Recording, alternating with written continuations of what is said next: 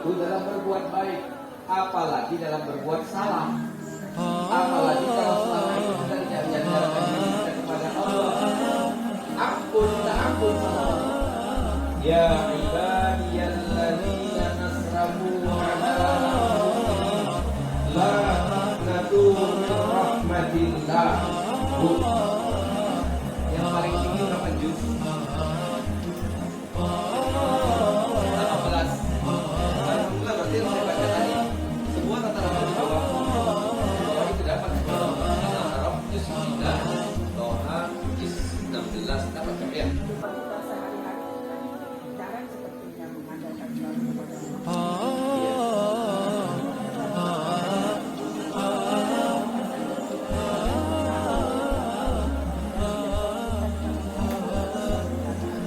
Baik jamaah rahimahullah, jangankan perbuatan buruk, saya Allah pada kita.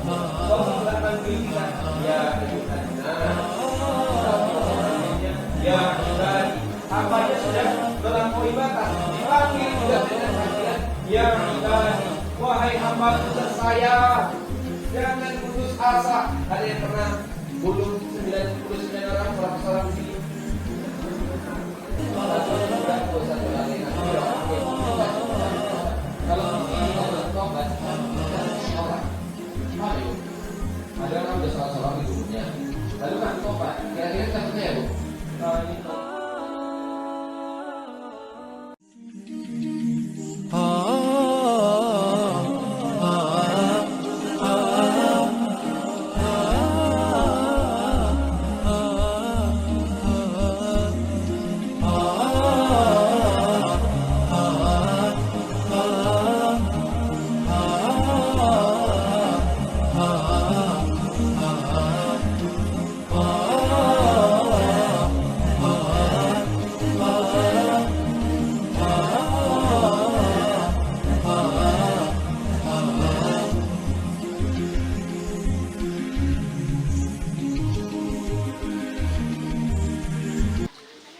Bismillahirrahmanirrahim.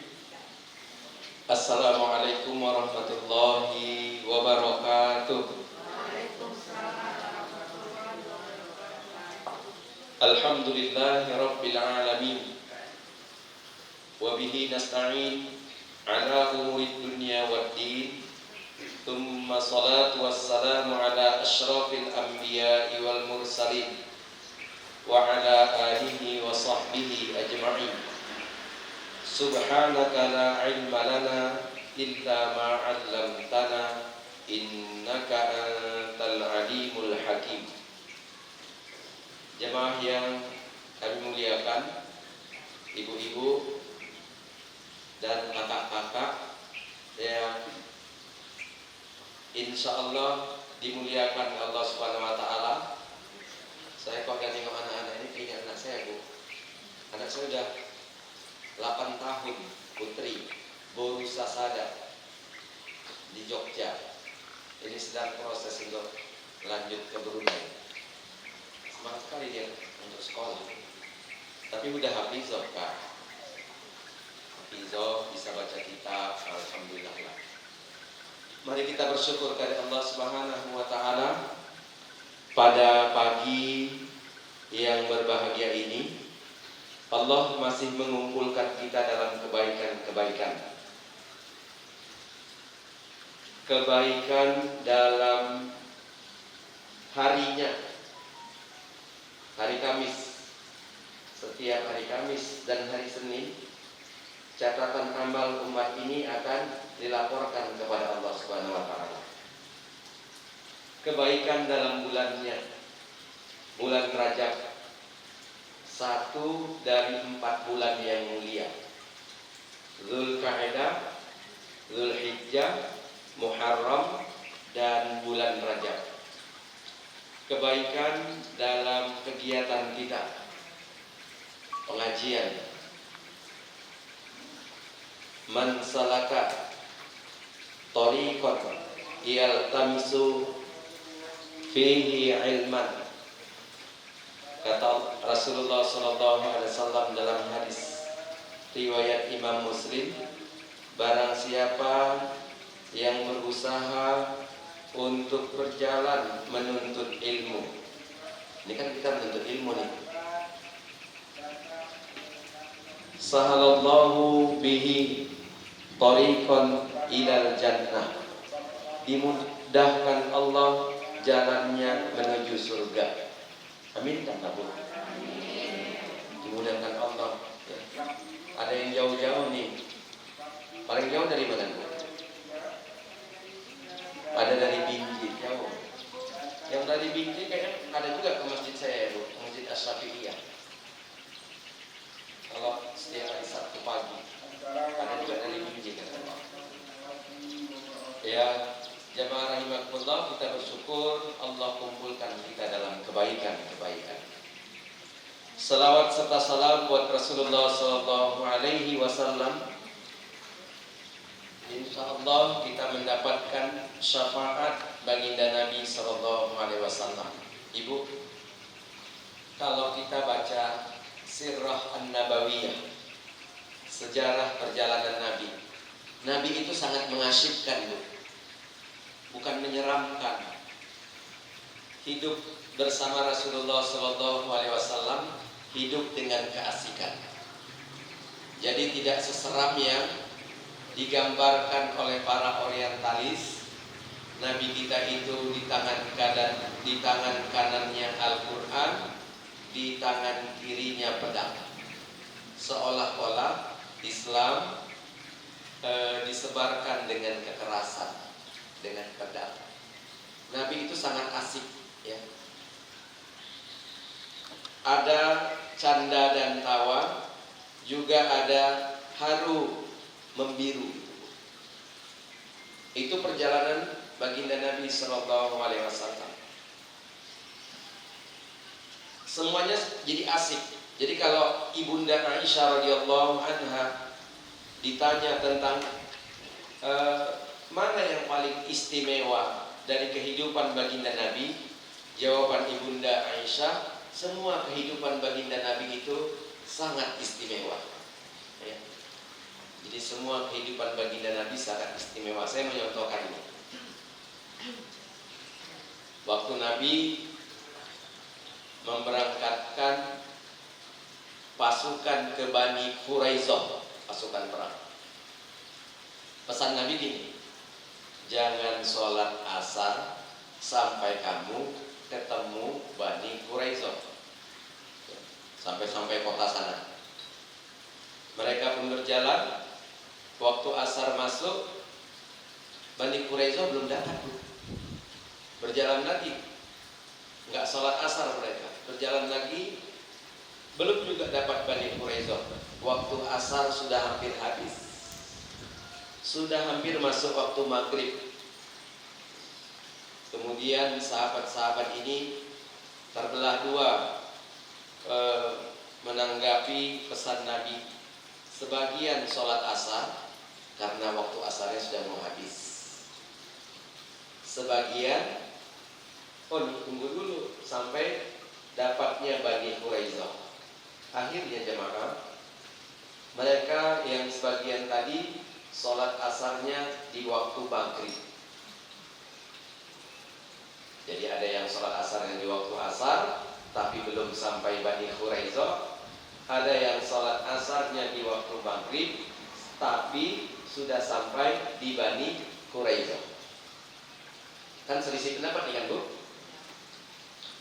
Setelah pulang dari Bani Quraisyah, diceritakanlah peristiwa ini.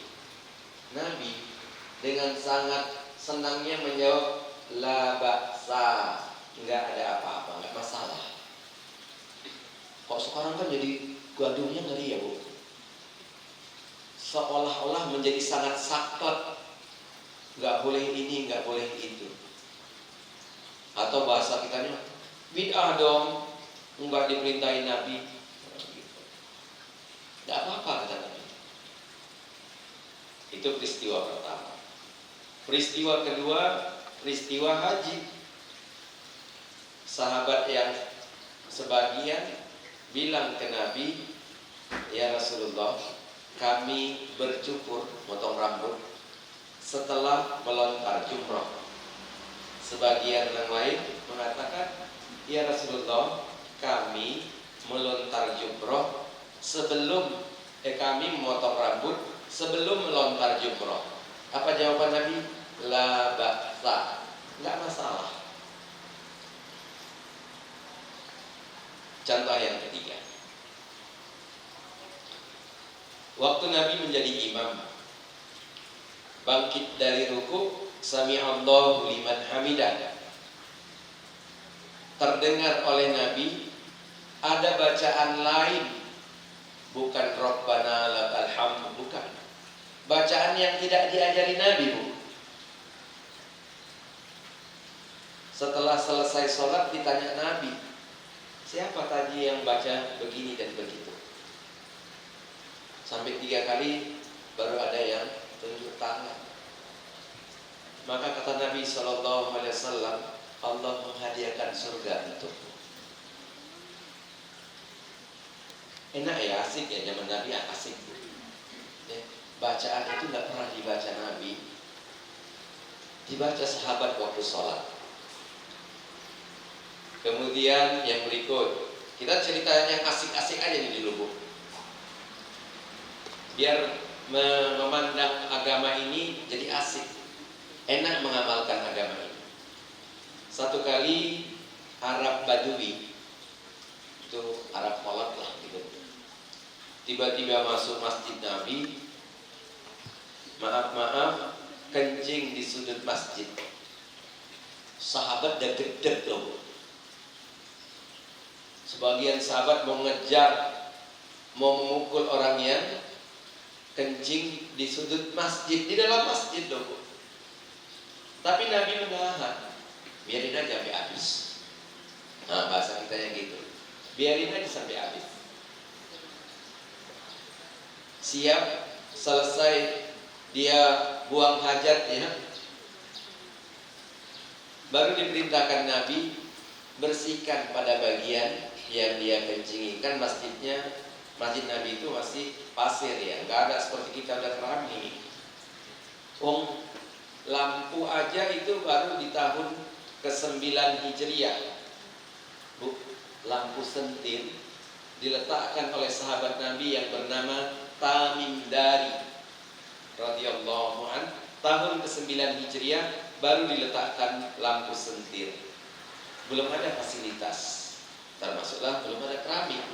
Jadi masih pasir.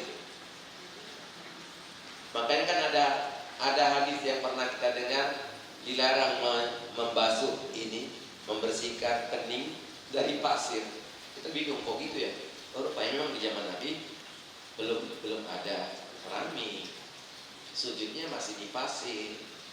Jadi diperintahkan Nabi, pasir yang bagian terkena najis itu aja yang dikorek, buang, kan selesai masalah.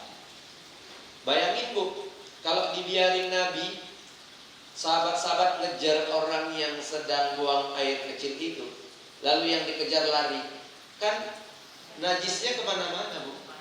Betul nggak? Najisnya kemana-mana. Jadi payah di kita. Begitulah Nabi santunnya. Asik nggak, Bu? Asik. Satu kali Nabi juga bersenda gurau, ya, bersenda gurau. Apa katanya? Nenek-nenek nggak masuk surga. Ada yang nenek-nenek sini? Calon. Saya udah kakek, Bu. Ibu saya udah ada 1.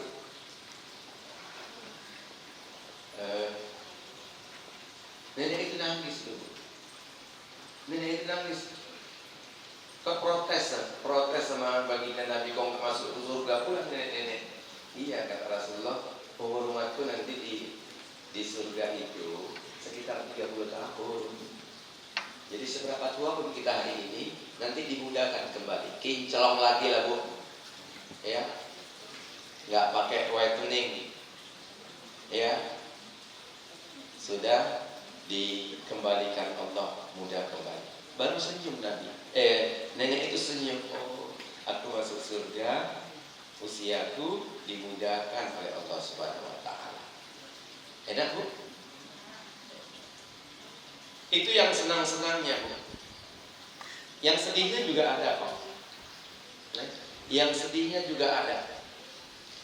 Ibunda Aisyah radhiyallahu anha, oh Ibu, setelah Abu Hurairah radhiyallahu anhu, yang paling banyak meriwayatkan hadis itu Abu Hurairah radhiyallahu anhu.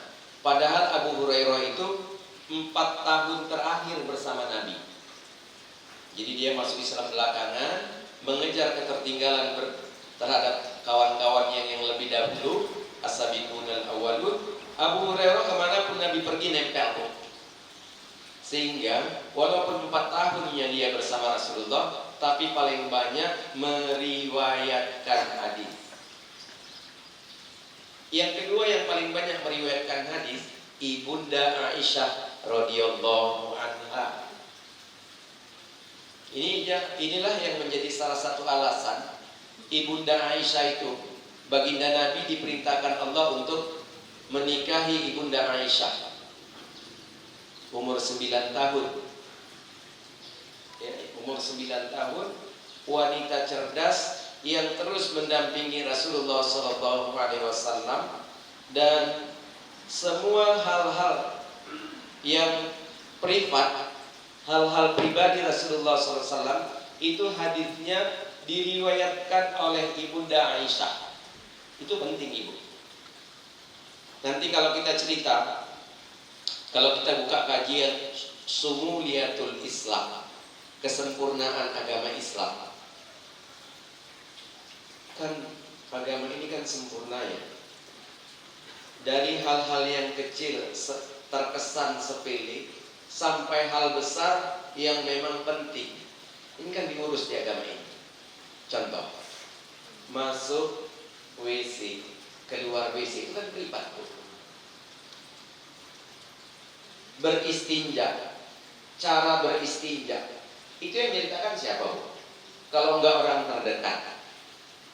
Dan yang menceritakan hadis itu Ibunda Aisyah radhiyallahu anha.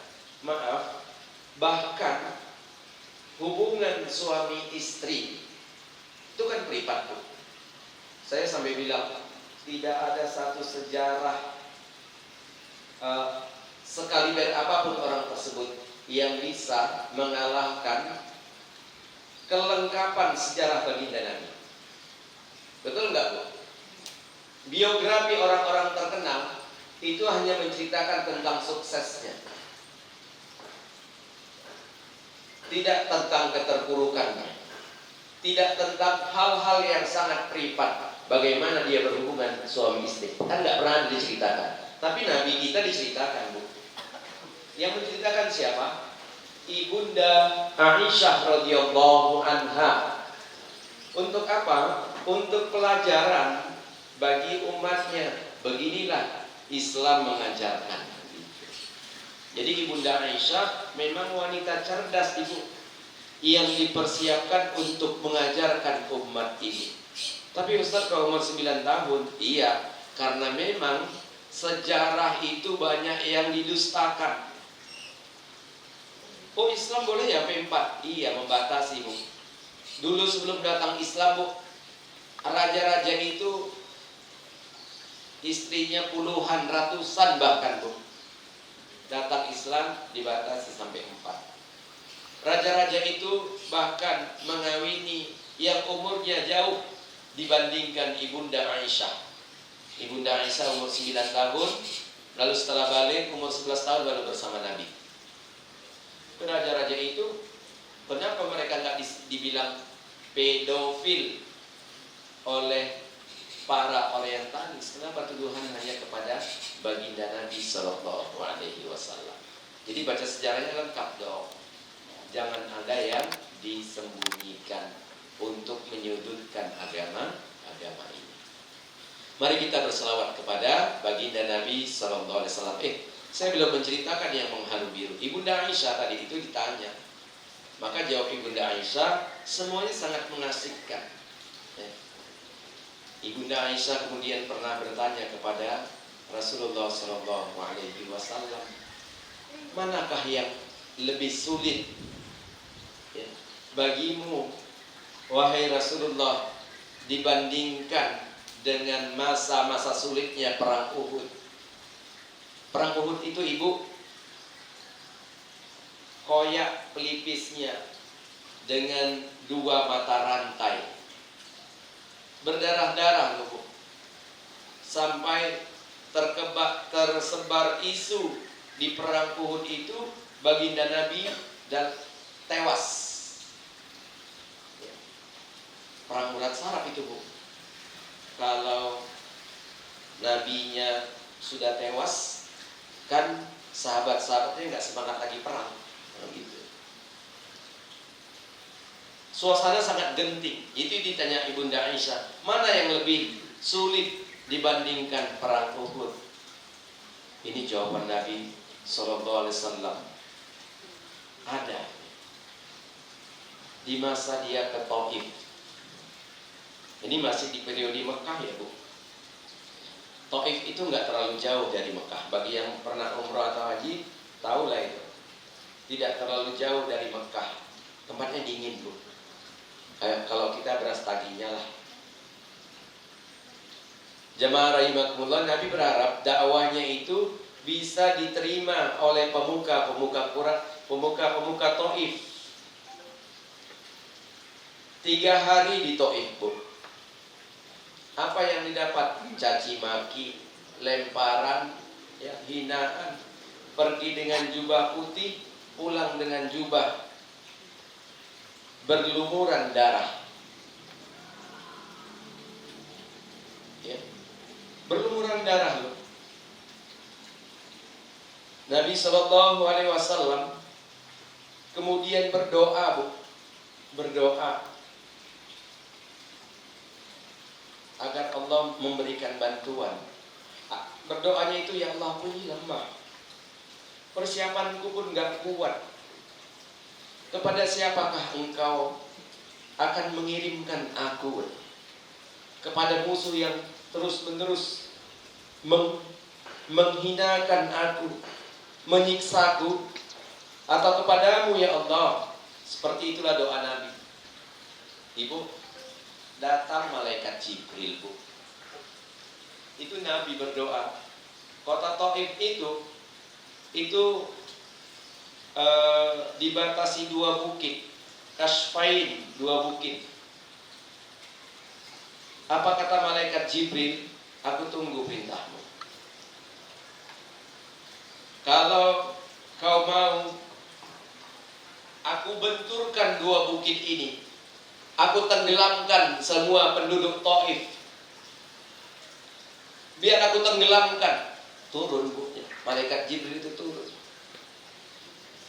Tinggal jawab iya atau tidak loh bu. Bayangin kita inilah bu, ya. Nabi kan manusia nih, tapi hebatnya Rasulullah. Bandingkan dengan kita disiksa orang, dihina orang, lalu datang bantuan yang super dahsyat bantuannya, super dahsyat kekuatannya. Kira-kira mau bantu nggak? Kalau kita kayak mana bu? Bantulah aku kan gitu kan bu, hancurin aja lah orang itu, betul nggak bu? Dia udah ngina aku, udah ngelemparin aku kok. Itu bahasa kita. Tapi Nabi kita, jemaah rahimakumullah, tidak menjawab iya. Apa jawabannya? Tidak. Aku berharap agar anak cucu mereka nanti yang akan menerima hidayah ini. Itu doa Nabi bu. Agar anak cucu penduduk Taif inilah yang akan menerima hidayah ini. Sekarang bu, Taif itu di luar kota suci Mekah Madinah, satu-satunya tempat yang tidak ada orang kafir. Bayangin kalau dulu mau Nabi bilang hancurin katanya, kira-kira habis nggak bu? Habis. Begitulah Nabi Sallallahu Alaihi Wasallam membawa agama ini dengan kasih sayang, tidak dengan pedang. Agama ini jemaah rahimakumullah ditawarkan dengan kasih sayang. Sehingga kata Nabi, tahan marah, surga bagimu. Tebarkan salam. Kan semua kebaikan-kebaikan bu. Nggak ada kata Nabi, tabarkan pedang, habisin orang-orang. Nggak ada.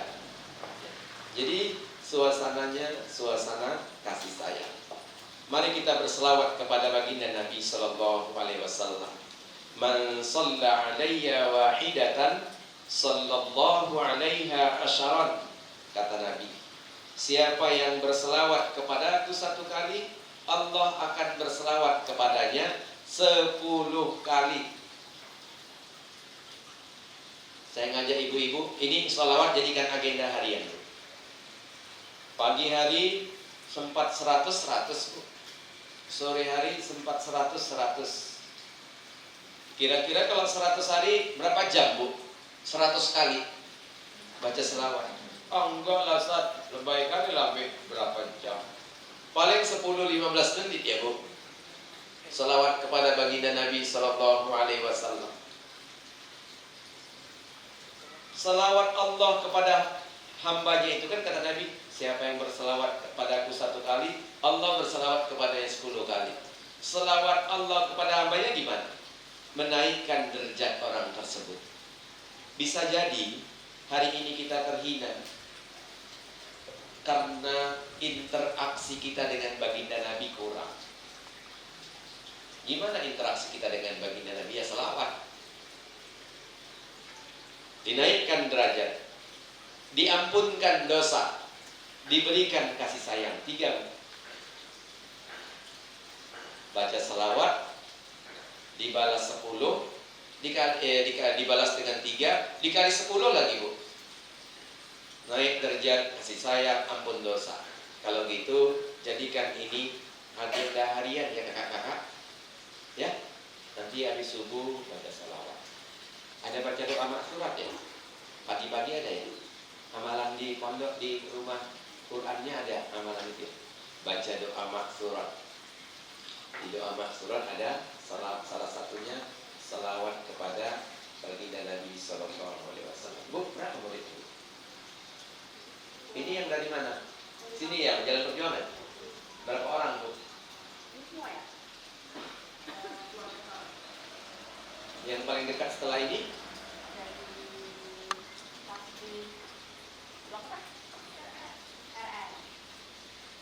Berapa orang pula? Nah, nanti saya kasih hadiah ya. Saya kasih hadiah melalui ibu.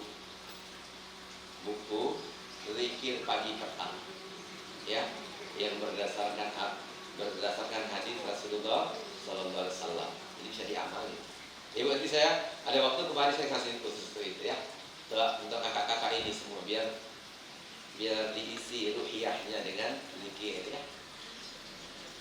Baik, itu masih pembuka ya Bu. Ya, syukur dan salawat kepada baginda Nabi sallallahu alaihi wasallam. Baik jamaah rahimakumullah. Seluruh nabi dan rasul, ya, seluruh nabi dan rasul ajarannya itu adalah ajaran tauhid. Ibu, seluruh nabi dan rasul itu, nabi yang diutus oleh Allah Subhanahu wa taala, seluruhnya mengajarkan agama tauhid. Tidak ada mengajarkan agama kemusyrikan. Ya. Tidak ada mengajarkan agama kemusyrikan.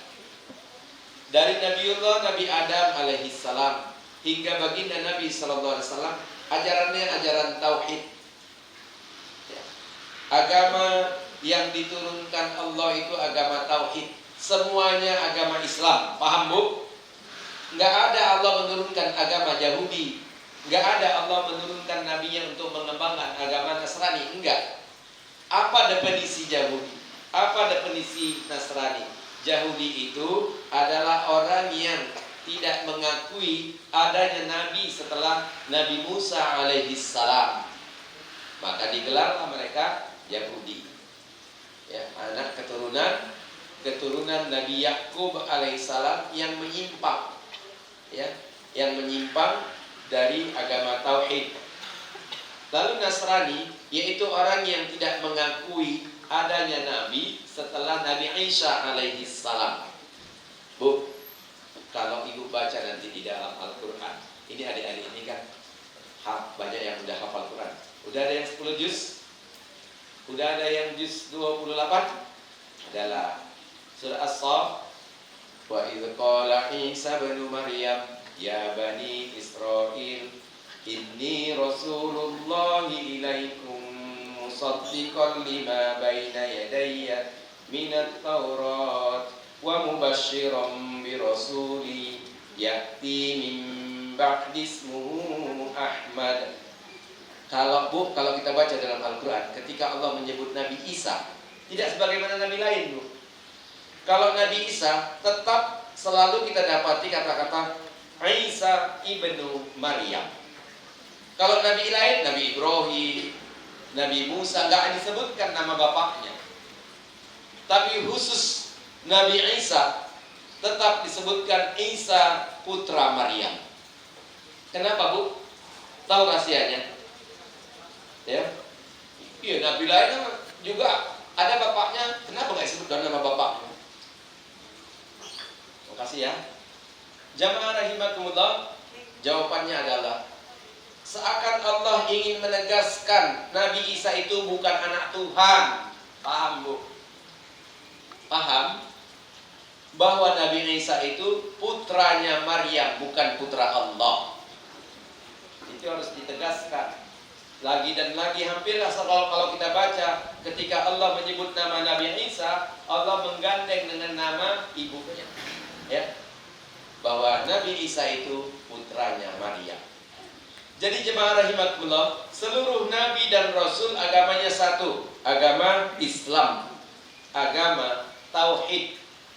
Seluruh nabi dan rasul jemaah rahimakumullah ditarbiyah Allah dulu dengan agama tauhid ini, baru kemudian nabi-nabi yang sudah ditarbiyah dengan agama tauhid ini mengajarkan ketauhidan kepada umatnya. Tauhid ini jemaah rahimakumullah, ini kan akidah. Ini pondasi yang paling penting. Bangunan rumah, bangunan gedung, itu pondasi meskipun nggak kelihatan, tapi dia punya peran penting. Kalau pondasinya kuat, maka insya Allah bangunan yang ada di atasnya akan kuat. Betul nggak, Bu? Nah, agama ini juga jemaah, pondasinya itu adalah akidah tentang keesaan Allah, tentang kekuasaan Allah. Itu yang diajarin 13 tahun pertama di Mekah. Tidak ada perintah, tidak ada larangan, belum, Bu. Jadi 13 tahun pertama sudah beriman mereka, sudah. Masih ngombe loh, Bu. Ngerti ngombe? Masih minum minuman keras. Karena ayat tentang pelarangan khamar itu nanti turunnya di Mekah. Dan turunnya pun 3 tahap. Turunnya 3 tahap. Kak, saya pernah ditanya sama mahasiswi saya. Bu, saya pernah ditanya sama mahasiswi saya. Dia muslim, kawannya Nasrani. Kawannya yang Nasrani yang menanya sama dia. Ini yang saya bilang, Al-Quran itu bisa menjadi peluru untuk menembak kita oleh orang lain. Dia tanya apa sama kawannya? Kayak ditanya sama saya. Kalian bilang minuman keras itu haram. Tapi dalam Al-Quran ini tunjukkan ialah arti ayat. Surat An-Nisa ayat 43. Coba ibu buka di Surat An-Nisa ayat 43. Jelas tertulis. Kalau kita nggak ngaji ini kacau kita pun jawabnya. Jadi bingung, pasti adik-adik akan bingung nih jawabnya. Kalau orang lain bertanya dan kita tidak punya bahan untuk menjawabnya, Bu. Ya ayyuhalladzina amanu la taqrabus shalah wa antum sukara. Wahai orang-orang yang beriman, jangan kau dekati salat ketika kau sedang mabuk. Kira-kira di kepala kita berarti gini, oh boleh mabuk, yang penting jangan waktu sholat. Subuh sampai zuhur panjang waktunya, mabuk dulu lah. Nanti sudah netral, zuhur udah bisa sholat, habis zuhur mabuk lagi. Kebayang nggak Bu kalau ditanya orang gitu, Bu? Gimana kita menjawabnya, Bu? Mahasiswi saya bingung jawabnya, Bu. Dia tanya sama saya. Bentar ya, Bu, saya minum ya, Bu.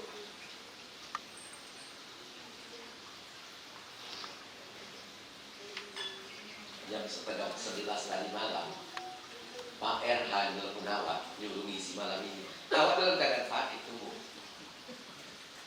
Nggak ke kantor saya, udah saya di rumah aja lah. Sakit karena katanya Omikron. Ya.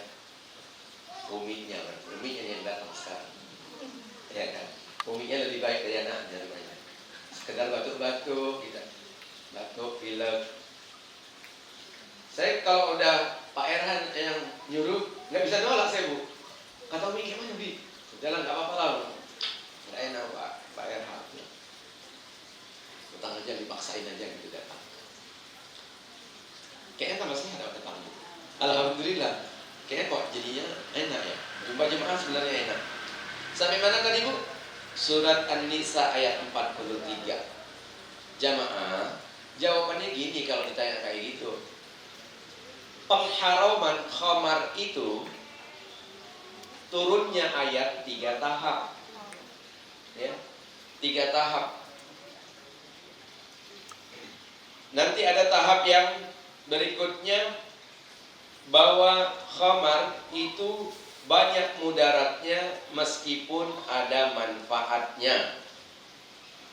Baru yang paling terakhir sekali, yang itu kemudian kalau kita baca sirah, kota Madinah seperti banjir Arab setelah turunnya ayat itu.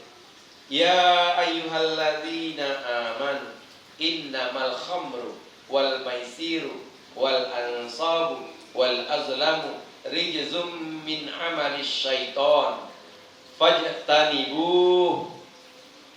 Itulah terakhir, Bu. Yang ketiga. Di saat itulah pengharamannya mulai. Bahasanya undang-undangnya sudah keluar. Ya. Lengkap dengan petunjuk teknisnya. Jadi sahabat-sahabat, kemudian yang tadinya di rumahnya ada kendi arak, semua ditumpahkan ke jalanan-jalanan kota Madinah. Jadi jawabannya gitu, Bu. 3 tahap. Itu tahapan kedua, masih boleh. Di tahapan ketiga sudah enggak boleh lagi. Itu enaknya kita belajar Quran gitu, Bu.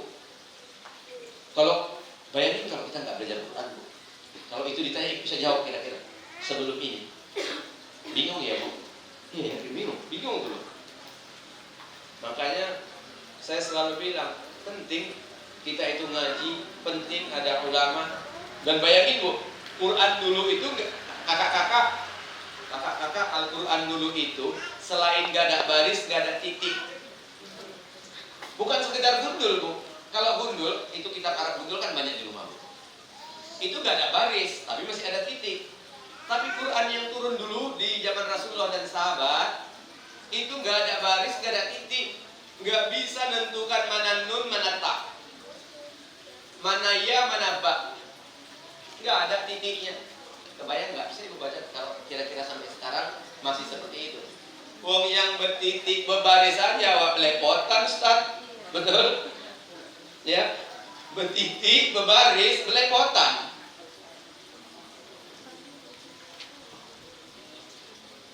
Ngajarnya itu mat, Bu. Ada siapa di sini katanya? Bukan mat itu tanda panjang, baris tanda panjang. Nggak ada dulu itu, Bu. Kapan itu baru mulai? Mulai penyusunannya aja dikumpulkan jadi mushaf itu di zaman Khalifah Utsman. Belum berbaris, belum bertitik. Itu untuk menjaga as-sholahnya, keasliannya, supaya nanti sahabat-sahabat yang memang diamanahi menjaga Al-Quran itu dengan hafalannya, ketika mereka mati sudah ada peninggalannya.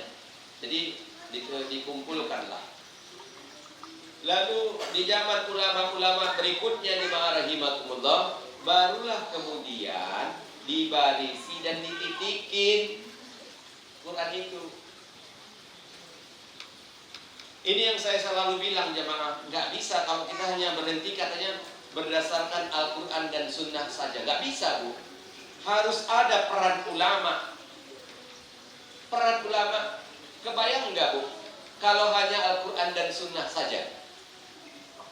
Al-Quran, Sunnah Nabi. Di zaman Nabi Qurannya tidak berbaris. Kita nggak berbaris sekarang Bu. Mau? Lalu bid'ahkah ulama yang membarisi itu? Melakukan amalan bid'ahkah ulama yang menitikin itu?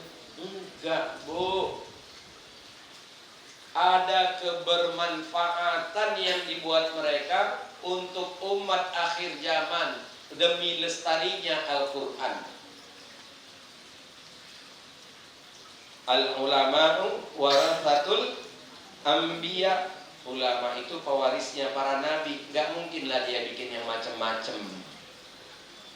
Mana maulah ulama-ulama sekelas Imam Syafi'i rahimahullah. Saya jelaskan ya Bu. Imam Syafi'i rahimahullah yang ada ratusan ribu hadis di otak kepalanya hafal Bu. Ratusan ribu hadis lengkap dengan matan dan sanadnya. Yang ketika dia belajar hadis di depan Imam Malik, gurunya Imam Malik Bu, pernah ditegur oleh Imam Malik Bu. Setelah kajian dipanggil oleh Imam Malik. Imam Syafi'i ini masih menjadi muridnya Imam Malik. Apa kata Imam Malik kepada Imam Syafi'i? Dia belum kenal nih. Ini murid baru nih. Ya, ini murid baru nih. Oh enak. Kau anak muda, kenapa enggak ada akhlakmu? Kenapa waktu aku mengisi kajian kau sibuk dengan jarimu, dengan tanganmu, jari dan tanganmu, bermain-main jari gitu. Apa kata Imam Syafi'i? Aku datang kemari dengan minim fasilitas. Enggak ada pena untuk menulis. Tidak ada kertas untuk tempat menulis. Aku diajarkan oleh ibuku menulisnya di tanganku. Di tangan Bu. Di telapak tangan. Dengan cara itulah aku bisa menghafal apa yang diberikan oleh guruku. Jadi apa hadis yang ditulis, yang disampaikan oleh Imam Malik ditulis oleh Imam Syafi'i di telapak tangannya pakai jarinya. Kira-kira berbekas enggak Bu? Enggak Bu. Tapi berbekas di otak dan di hati Imam Syafi'i. Begitulah cara beliau menghafalkan.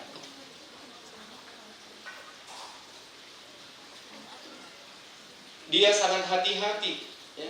Mengeluarkan fatwa itu sangat hati-hati. Makanya salah satunya ada qiyas ya. Di mazhab Imam Syafi'i itu ada qiyas Bu. Al-Quran, Sunnah, Ijma' dan qiyas. Dikiaskan. Sebagian orang nggak mau pakai qiyas Bu. Di Imam Syafi'i boleh. Contoh yang qiyas nih Bu. Dalam Al-Quran dalam surah Al-Isra tentang bakti kepada orang tua itu Bu.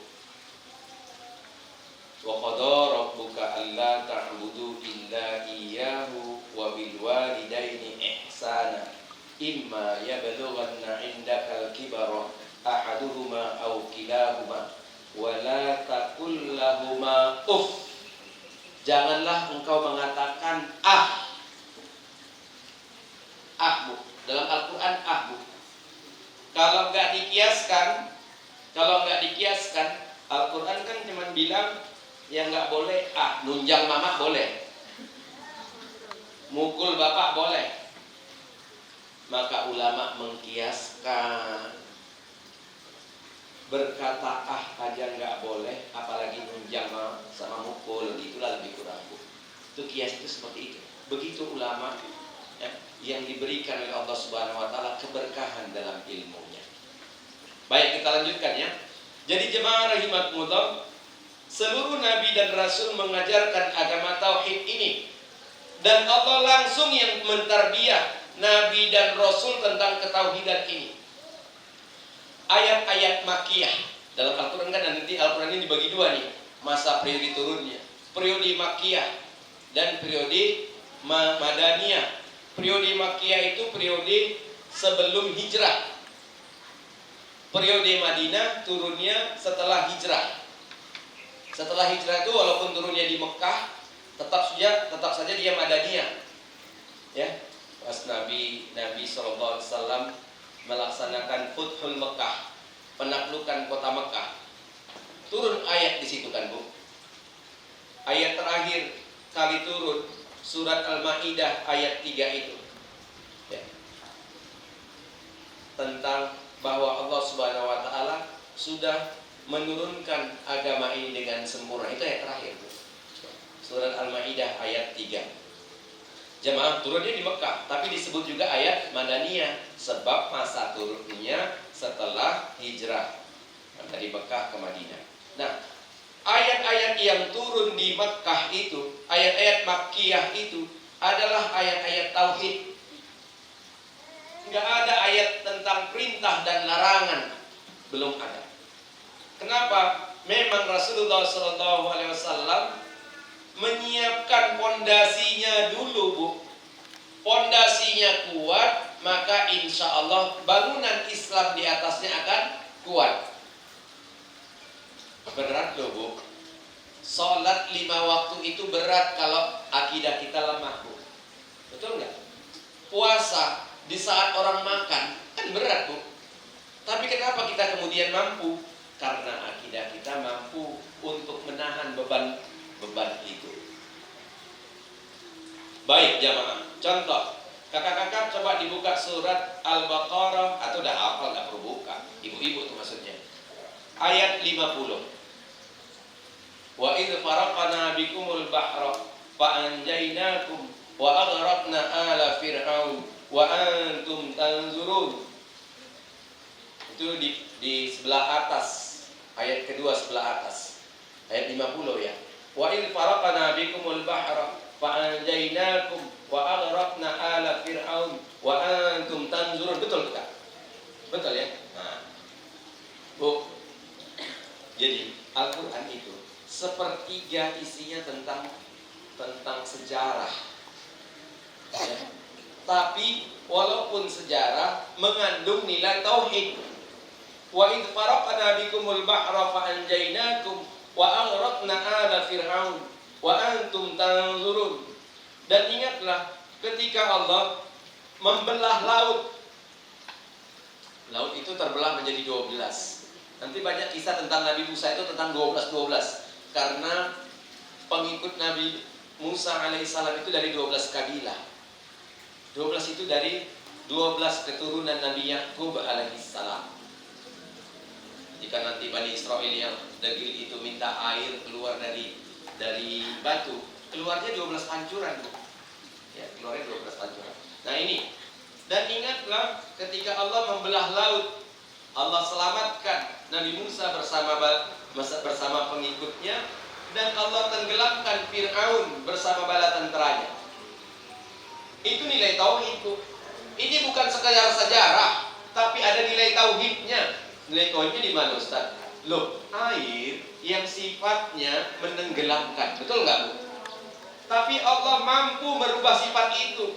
Satu golongan diselamatkan Allah di air itu. Satu golongan lagi ditenggelamkan Allah di air yang sama. Seakan Allah ingin nyampaikan nih, hebat aku kan?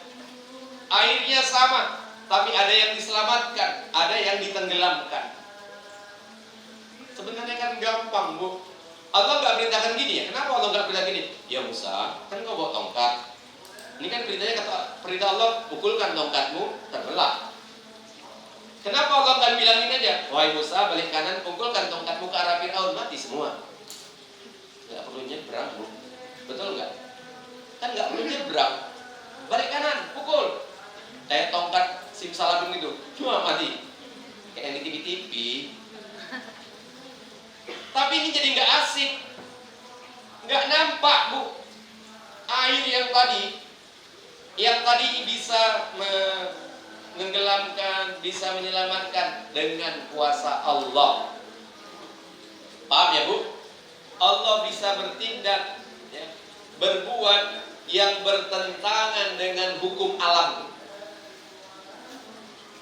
Kok bisa? Iya, kita ada karena bapak ibu kita ada, betul nggak, Bu? Nabi Musa, Nabi Isa ada tanpa bapak ibu yang lengkap. Nabi Isa tanpa bapak, Allah mampu. Siapa lagi? Nabi Isa, mamanya Maryam binti Imran. Ibu tahu siapa Maryam? Siapa? Satu dari 4 perempuan yang menjadi penghulu wanita di surga. Nanti ibu masuk surga, amin kan Bu? Amin. Ibu akan bertemu dengan penghulu surganya. Salah satunya Maryam binti Imran, wanita suci. Silakan nanti tonton filmnya, kisah Nabi Isa, itu cerita Maryam itu. Kalau nontonnya berlinang air mata kita. Berapa episode itu ya? Nah, nonton Kak? Berapa nonton sekali? Itu produksi Turki, ingat saya. Kami sering nonton itu. Anak saya gara-gara nonton itu, putrinya lahir langsung namanya Maryam. Kenapa Maryam, Bang? Terkesan dengan kehidupan Maryam yang menjaga kesuciannya itu. Baik. Bagaimana tadi?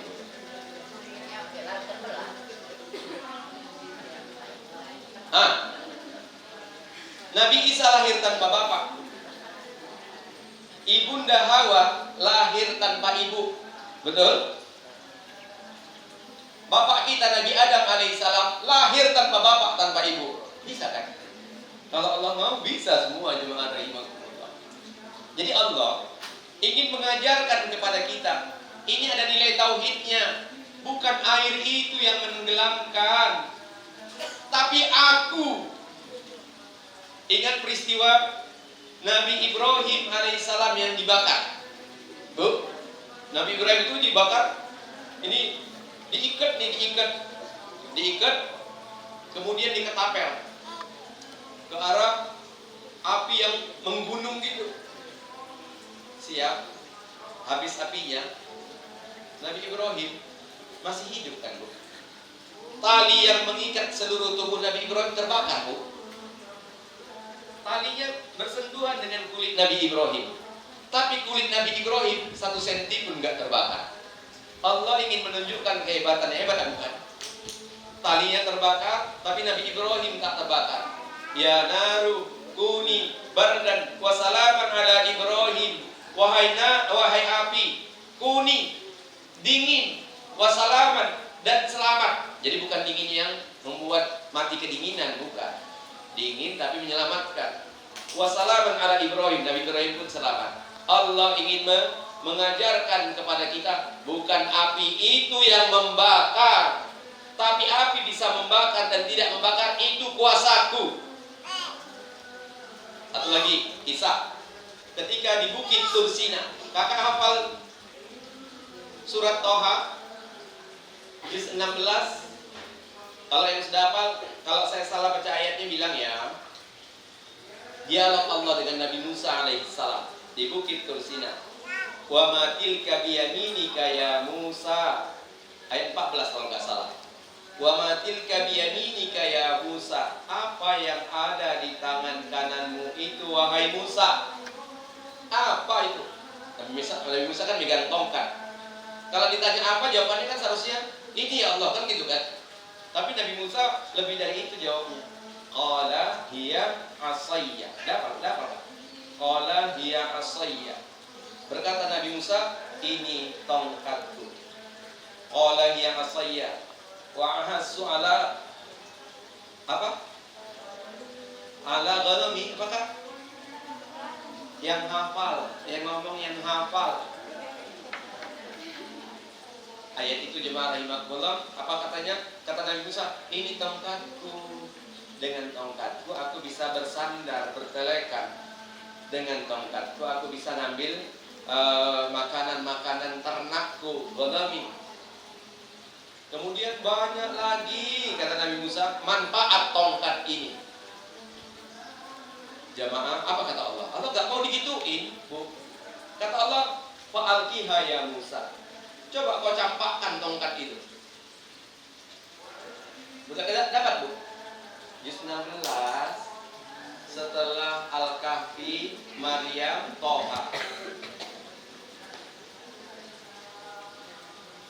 Bus ketok Bu. Ngomong Jawa itu, bus ketok. Ayat 17 17 kan, 14 terus lah itu. Fa'alqiha ya Musa, campakkan tongkatmu. Ibu tahu jadi apa? Waktu dicampakkan tongkat itu jadi apa, Bu? Ular. Jangan dipikir ularnya seperti ular di Binjai, kata orang Binjai. Seperti ular yang ada di tasbih. Enggak. Ularnya dalam kitab tafsir Ibnu Katsir disebutkan, ular itu dapat jumpa batu besar ditelan. Jumpa pohon besar ditelan. Kira-kira takut nggak Nabi Musa? Takut, Bu. Dalam ayat selanjutnya Nabi Musa lari, ketakutan lihat ular sebesar itu.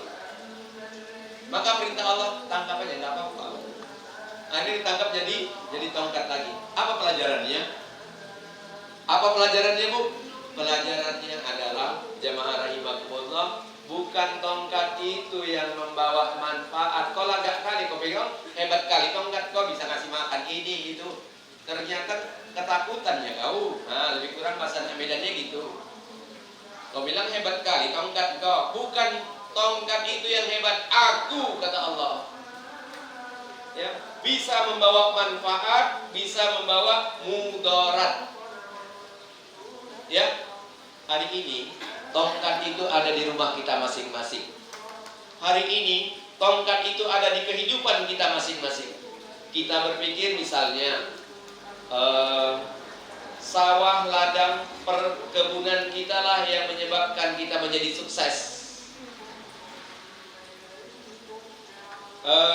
Perdagangan kita lah yang menjadikan kita hebat. Jabatan kita lah yang kemudian menjadikan kita terkenal. Bagi Allah gampang untuk merubah itu. Betul gak, Bu? Saya, Bu, na'udzubillah min dzalik, baru sekali inilah saya dengar itu, Bu. Ya Allah, jangan sampai terulang lagi cakap ini dari Bapak itu. Dia bilang apa Mas? Ustaz, jangan coba-coba orang melawan dengan saya kalau dia belum punya pohon duit. Ngomong gitu. Kalau dia belum punya pohon duit, jangan coba-coba melawan dengan saya. Saya 2 miliar satu hari dari pohon duit saya. Dia punya kebun, Bu, ya, yang katanya satu hari 2 M dapat dari perkebunan. Astaghfirullahaladzim. Itu kan dari Allah. Ad-dunya'u darul asbab. Dunia ini negeri sebab. Ya, sebab. Tapi kita tidak menjadikan sebab sebagai tujuan. Tidak menjadikan sandaran kita itu adalah perdagangan kebun kita. Enggak boleh, Bu. Jangankan dia yang sombong, itu bahasa saya menurut saya sombong itu. Ya, penting kan nggak saya sebutkan namanya. Cukuplah saya yang tahu. Jangankan dia yang sombong, Nabi Yakub alaihissalam, Nabi Ayub alaihissalam, nggak sombong, Bu. Nggak ada sombongnya sedikit pun. Baik. Mana ada Nabi sombong? Ya kan? Tapi Allah coba kok, Bu. 5 hari dicoba Allah. Hari pertama 12 anaknya yang ganteng-ganteng mati bersamaan. Kalau ibu kena kayak gitu kira-kira gimana, Bu? Punya anak tersayang, jangankan 12, satu aja meninggal nangisnya entah di mana-mana. Ini 12 ganteng-ganteng mati bersamaan. Hari kedua perkebunannya gagal, hancur. Hari ketiga perikanannya.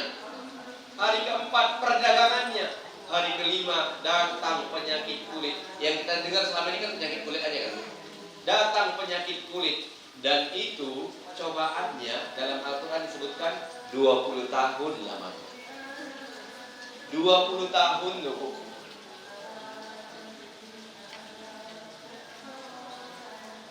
Tapi Nabi Ayub alaihissalam bersabar dengan semua itu. Saya bukan menceritakan sabarnya, saya menceritakan Nabi Ayub aja dicoba.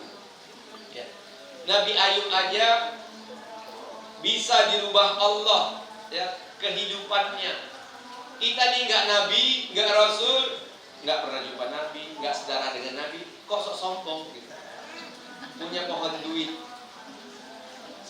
Kemarin saya lihat ada TikTok ya. Gak mungkin saya jadi orang miskin katanya. Ada anak muda.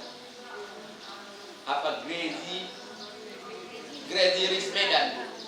Dia bilang gak mungkin. Bukan sombong saya katanya. Gak mungkin saya bisa jadi orang miskin. Kejut saya. Kok mikir begini kali nih hidup ini.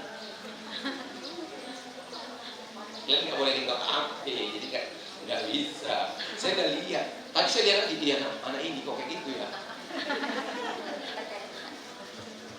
Ibu-ibu udah nonton? Kok jadi tahu saya lebih tahu dari kalian? Jadi kalian bikin HP itu apa?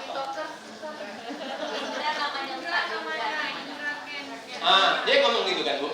Betul kan? Nanti katanya, saya sombong, saya bersedekah katanya. Saya itu dikasih Allah lagi berlipat. Sombong lagi saya, sedekah lagi. Kan nggak jadi miskin saya katanya. Enggak. Kalau Allah menjadikan kau miskin, nggak perlu kau sombong juga jadi miskin. Paham Ibu? Nggak perlu sombong, kita pun bisa dijadikan Allah miskin. Apalagi sombong. Nah gitu maksud apa? Paham ya Bu? Jadi apapun yang ada hari ini yang kita usahakan, bukan menjadikan tempat sandaran kita. Sandaran kita itu adalah Allah Subhanahu wa Ta'ala. Minta dong sama Allah. Enggak kemudian kita ini kan, kenapa Allah mencoba kita? Apa tujuan Allah mencoba kita? Pertama jamaah, agar kita dekat dengan Dia. Bu, Ibu dalam mengarungi kehidupan ini seperti jalan tol. Nggak ada rintangan, enak semua. Kecuali jalan tol tebing ya, sering tabrakan. Jalan tebing, bukan. Kehidupan ini enak, ya, nggak ada onak duri, nggak ada jurang, jalannya enak, semua apapun dikasih oleh Allah Subhanahu Wa Taala. Kira-kira waktu berdoa serius apa enggak Bu? Enggak. Orang yang nggak ada masalah waktu berdoanya nyantai aja Bu. Ngata meleng kesana kemari, doanya pun yang hafal-hafal itu ya udah, nggak sampai ke hatinya berdoa. Betul? Coba rasakan ketika Ibu diuji oleh Allah Subhanahu Wa Taala. Ketika kita diuji oleh Allah, kira-kira Allah tuh deket kali dengan kita. Kira-kira Allah udah berhadapan dengan kita. Nangis gak Bu? Nangis loh. Ya. Ketika ujian yang berat itu datang, maka kita pun semakin dekat dengan Allah. Menunjukkan kelemahan diri kita, bahwa hanya Allah kemudian yang bisa memberikan jalan keluar. Hasbunallah wa ni'mal wakil, ni'mal maula wa ni'man nasir. Kan ini amalan Ibu. Itu menunjukkan kelemahan diri kita Bu. Kenapa kita waktu keluar rumah, kan Nabi ajarin, keluar rumah kaki kanan baca doa Bismillahi tawakkaltu 'ala Allah wala haula wala quwwata illa billah. Ini menunjukkan kelemahan diri kita Bu. Kita ini nggak ada apa-apanya. Kita sering Bu lihat dapat kiriman postingan di WA kita. Kita boleh jadi hati-hati dulu dari rumah berkendara. Boleh jadi hati-hati kan Bu? Jalan sesuai dengan aturan berkendara, nggak melanggar aturan lalu lintas. Tapi kalau kata Allah tabrakan Bu. Ingat yang di Kalimantan Bu, lagi di perempatan jalan, lampu merah, semuanya berhenti. Logikanya nggak mungkin dong tabrakan. Tapi kalau kata Allah tabrakan, ya tabrakan Bu. Dihantam berapa orang kemarin mati? 20-an ya? 20-an mati. Itu menunjukkan kita ini lemah. Karenanya sandarkan sama Allah. Nabi ngajarkan, sandarkan, mau keluar rumah baca doa ini.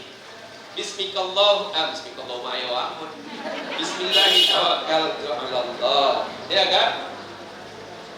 Kalau saya naik kendaraan, kalau saya jadi penumpang, saya baca dua doa. Bismillahirrahmanirrahim dan Bismika Allahumma ahya wa amut. Tidur saya biasa. Tidur di kendaraan. Oke, ini aja Ibu. Intinya bagaimana kita jadikan Allah Subhanahu Wa Taala sebagai tempat sandaran kita, tempat kita meminta.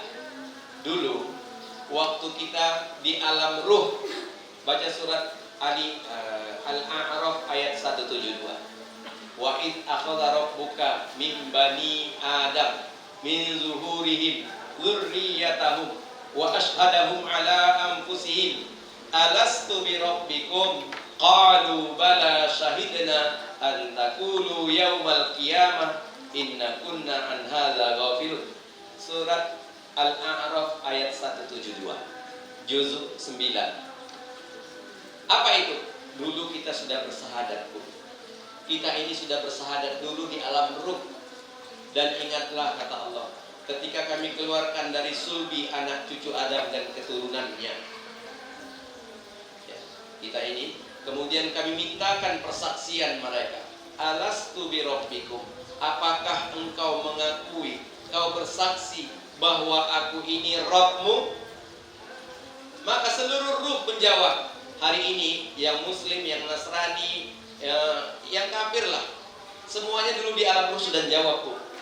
Qalu bala syahidna, ya, kami bersaksi atas yang demikian ini, yang bersaksi bahwa Allah Rabb. Jadi jemaah rahimakumullah, inilah syahadah kita pertama. Kita mengakui bahwa Allah yang menciptakan kita, dialah Khalik. Bahwa Allah yang menjaga kita, dialah Malik. Bahwa Allah lah yang menurunkan segala peraturan, dialah Minhajul Hayat, menurunkan tata cara kehidupan. Lalu lahir ke dunia, lupa dengan janji. Ibu pernah ingat kita berjanji? Saya nggak ingat. Ibu pernah? Enggak ada yang ingat. Karena kita lupa dengan janji kita, Allah turunkan Nabi dan Rasul untuk ingetin. Dulu pernah janji loh, ada Allah, ada Rabb yang menciptakan, yang menolong, yang memberikan tata cara kehidupan. Sembah dong. Nah itu sudah seperti itu. Ya Ibu, jadikan Allah penolong kita sebenarnya. Saya pikir demikian. Mungkin ada tanya jawab. Saya nggak tahu udah jam berapa nih. 32. Ajannya 40. Mohon kalau mau bertanya nggak usah panjang-panjang. 1, tapi berakar kacau itu. Demikian. Assalamualaikum warahmatullahi wabarakatuh. Kakak-kakak boleh juga ditanyakan. Tapi jangan nanya nyari jodoh ya, kan belum selesai sekolah.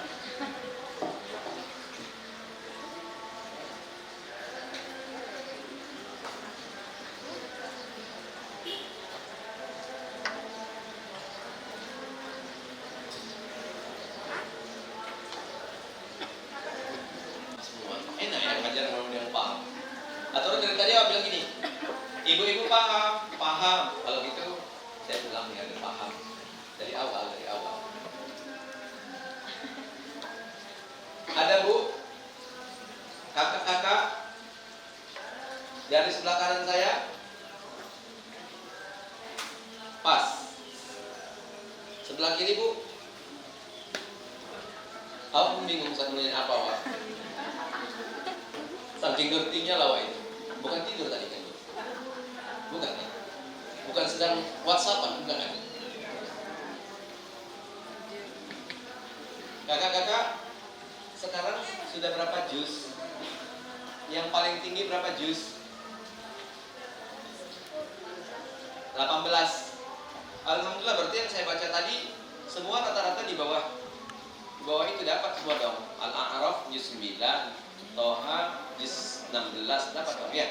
Berarti hafal semua tadi itu ya yang saya bacakan. Surah Al-Baqarah yang saya bacain. Lihat sungguh-sungguh ya. Supaya nanti orang tuanya diberikan mahkota. Ya.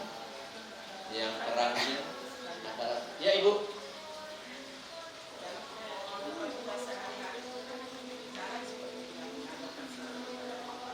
Iya.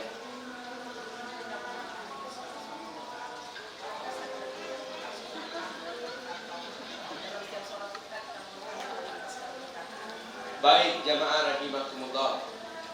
Jangankan perbuatan buruk, setelah melakukan perbuatan baik aja ada sunnahnya istighfar. Contohnya, siap sholat, assalamualaikum ke kanan, assalamualaikum ke kiri, betul? Sunnah setelah itu apa Bu? Baca istighfar 3 kali, betul nggak? Kita kan heran ya, baru aja berbuat baik, kenapa harus istighfar? Mungkin dalam sholat kita tadi tidak sesempurna apa yang dimaui Allah, maka kita pun beristighfar, mohon ampun sama Allah. Itu dalam berbuat baik. apalagi dalam berbuat salah. Apalagi kalau selama ini kita tidak menyandarkan diri kita kepada Allah. Ampun, minta ampun sama Allah. Ya ibadiyalladzina asrafu ala anfusihim la taqnatu mir rahmatillah. Bu, ayat ini dahsyat sekali. Kata Allah apa? Ya ibadiyalladzina asrafu ala anfusihim. Wahai hambaku yang melampaui batas untuk urusan dirinya, berbuat jahat melampaui batas. La taqnatu mir rahmatillah, jangan berputus asa dari rahmat Allah.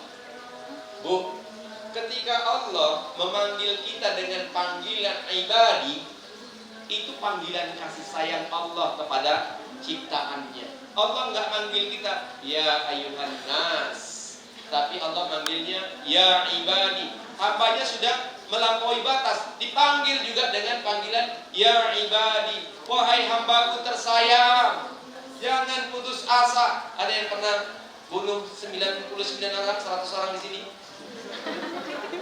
Satu pun enggak. Pak Ustaz, kalau ada yang ngaku biar panggil polisi.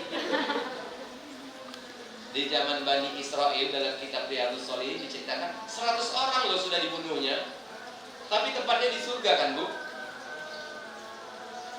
Karena gurunya yang ditanyanya itu ya, dia hikmah dalam menjawab. Kata gurunya, lari ke kampung tobat, pindah ke kampung tobat. Kalau di sini kau bertobat nggak percaya orang. Paham ya Bu? Ada orang udah 100 orang dibunuhnya, lalu ngaku tobat, kira-kira kita percaya Bu? Ini tobat sambal, nanti tiba-tiba kumat 101 nambah. Tapi di kampung tobat, supaya orang di kampung tobat nggak tahu perilakumu selama ini, lebih kurang di tobat di sana. Saking senangnya berangkat, belum sampai mati, datang dua malaikat, malaikat azab dan malaikat rahmat. Kata malaikat azab, ini bagianku, udah cepet loh yang dibunuhnya. Kata malaikat rahmat, bagianku, kan dia mau taubat. Iya, tapi kan dia belum sampai taubat. Data malaikat Jibril suruh ngukur nih, ukur mana dia lebih dekat. Dalam kisah Jamaah Rahimakumullah disebutkan, Allah dengan izinnya menggerakkan bumi untuk mendekat sehasta dari kampung tobat. Jadi kampung tobat itu mendekat sehasta. Kampung di tempat dia buat maksiat menjauh sehasta, supaya dia lebih dekat ke kampung tobat, supaya ukurannya lebih dekat ke kampung tobat, tempatnya di surga. Itu kan bentuk kasih sayang Allah memerintahkan bumi untuk merapat. Nah, sebanyak apapun dosa kita, tetap saja jangan pernah berputus asa dari kasih sayangnya. Bahwa kasih sayang Allah jauh lebih besar dari arasy-Nya Allah. Bu, makhluk Allah paling besar itu adalah arasy. Tapi ampunan Allah lebih besar dari arasy-Nya Allah Subhanahu wa taala. Kalau gitu minta ampun aja dong kita. Ya, mungkin kemarin kita pernah lalai, ya udah, mohon ampun sama Allah. Manusia ya Bu, kalau kita minta bolak-balik, kasih kau aja yang urus. Betul Bu? Datang pertama kita kasih, datang kedua kasih, datang ketiga, oh kau aja yang urus, masih banyak lagi masalah, kan gitu Bu. Tapi sama Allah, mau merengek semanapun Ibu tiap hari, Allah tak pernah marah. Nggak pernah kata Allah merengek nih, nggak ada. Ya, Allah sayang sama hambanya yang terus merengek kepadanya, bukan merengek kepada makhluknya. Oke Bu? Any question? Ada pertanyaan lagi? Nggak ada ya? Saya ada undangan di musim ini Bu. Kawan saya mau syukuran dapat doktor. Bu, Ibu nanya? Enggak.